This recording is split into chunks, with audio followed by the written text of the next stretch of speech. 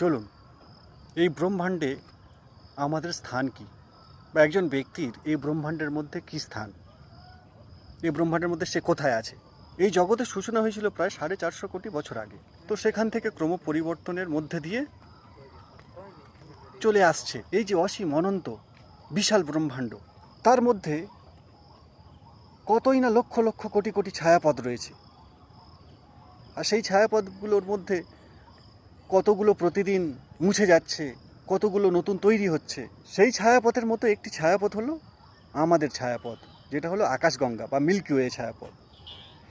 এই ছায়াপথের মধ্যে আবার কতই না কোটি কোটি নক্ষত্র রয়েছে, সূর্য, তারা, গ্রহ। আমাদের মিল্কি ওয়ে ছায়াপথের মধ্যে প্রায় 300 থেকে 400 বিলিয়ন স্টার্স আছে অনুমানিক। তো মিল্কি ওয়ে ছায়াপথের মধ্যে অনেক গ্রহ রয়েছে। তার মধ্যে একটি গ্রহ হলো পৃথিবী, যে পৃথিবীতে অনেক লক্ষ লক্ষ প্রাণীর প্রজাতি ছিল। তাদের মধ্যে একটি প্রাণীর প্রজাতি হলো মানুষ। আর এই মানুষের প্রজাতি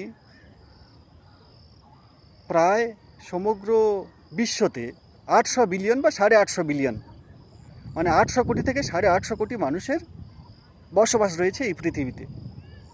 সেই 850 কোটি মানুষের মধ্যে আপনি একটি অথবা আমি একটি। বিজ্ঞান আজও পর্যন্ত মহাকাশে যে স্থানে পৌঁছতে পেরেছে, সেখান থেকে পৃথিবীকে একটি মস্কুইটো, একটি মশার 100 ভাগের 1 ভাগ যতটুকু হয়, সেখান থেকে এই পৃথিবীকে ততটুকুই মনে হয়।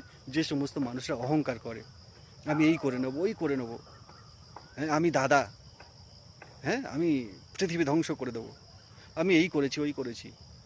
তুমি তোমার নিজের ক্ষমতা তো জানো, এ জগতে তোমার স্থান তো জানো। তুমি সামান্য একটা ছোট্ট পতঙ্গ, একটা ছোট্ট সূক্ষ্ম পতঙ্গ, আর কিছু নও।